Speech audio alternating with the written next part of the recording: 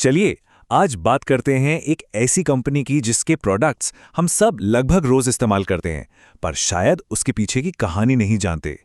ये एक अविश्वसनीय बदलाव की कहानी है।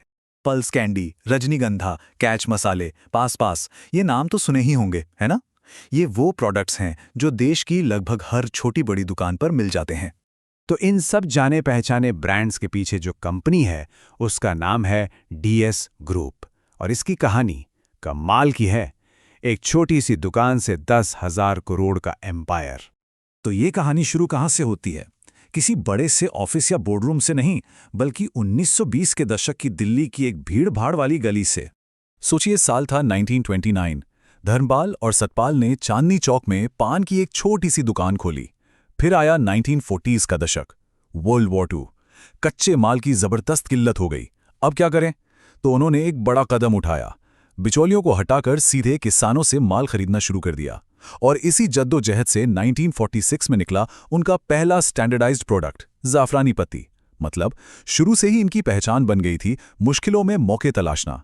अच्छा, तो इनका तरीका क्या था? बड़ा सिंपल लेकिन बहुत पावरफुल। पहले तो ये देखते थे कि ग्राहकों को क्या पसंद आ रहा है, फिर उनसे पूछते थे कि उन्हें और क्या चाहिए। इसके बाद घंटों तक अलग अलग चीजें मिलाकर एक्सपेरिमेंट करते थे और आखिर में एक ऐसा अनोखा प्रीमियम टेस्ट तैयार करते थे जो किसी और के पास न हो। मतलब उनकी दुकान सिर्फ दुकान नहीं थी, वो तो एक तरह की लैब थी। क्वालिटी को लेकर ये कितने जुनूनी थे, इसका एक किस्सा सुनिए। एक बार धर्मपाल जी ने सिर्फ सूंघकर, जी हां, सिर्फ सूंघकर प्रोडक्ट का पूरा बैच रिजेक्ट कर दिया और कहा, ये बैच ठीक नहीं है, ये बाजार में नहीं जाएगा। बस यही वो भरोसा था जो उन्होंने ग्राहकों के मन में बनाया। तो चलिए अब आगे बढ़ते हैं और देखते हैं कि ये कहानी कैसे एक नया मोड़ लेती है। अब अगला चैलेंज था एक ऐसी चीज को जो हर गली नुक्कड़ पर खुले में बिकती थी, उसे एक नेशनल ब्रांड बनाना। उस वक्त का बाजार सोचिए। पान मसाला मतलब खुला, बिना किसी ब्रांड का, क्वालिटी का कोई भरोसा नहीं, साफ सफाई का कोई स्टैंडर्ड नहीं। और डीएस ग्रुप ने क्या किया? उन्होंने बाबा और ज़ाफ़रानी पत्ती जैसे ब्रांड बनाए। मतलब स्टैंडर्ड स्वाद, साफ सुथरी आकर्षक पैकेजिंग।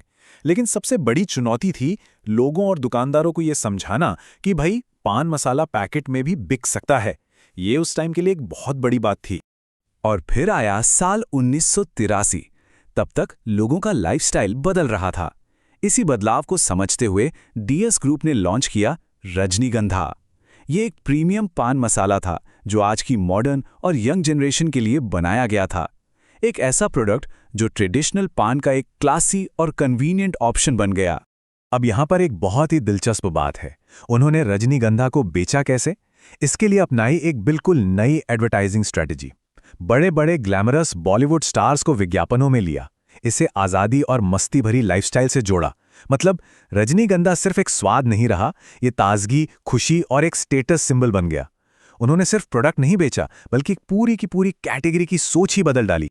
तो 1990 के दशक तक कंपनी कामयाबी के शिखर पर थी। सब कुछ बढ़िया चल रहा था। लेकिन तभी एक ऐसा बड़ा विवाद खड़ा हुआ जिसने कंपनी के वजूद को ही खतरे में डाल दिया।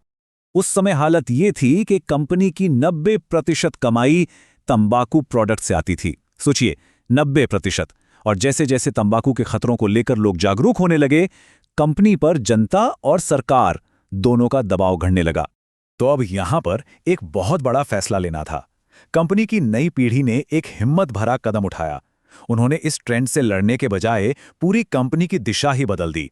फैसला यह हुआ कि तंबाकू के बिजनेस से धीरे धीरे बाहर निकलना है और कंपनी को एक बड़ी एफएमसीजी पावर हाउस बनाना है। लक्ष्य था तंबाकू पर निर्भरता को 10% से भी कम पर ले आना। और बस यहीं से शुरू हुआ वो बड़ा बदलाव।